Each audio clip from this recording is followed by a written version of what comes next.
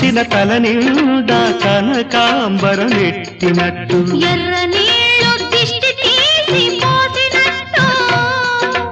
ఎర్ర నీళ్ళు దిష్టి తీసి పోసినట్టు కర్పూరం హారతి ఇచ్చినట్టు ఆకాశం ఎందుకో పచ్చబడ్డది ఆ నడుమ బొట్టేమో ఎర్రబడ్డది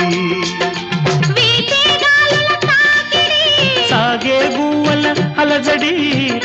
రమ్మని పిలిచే పైబడి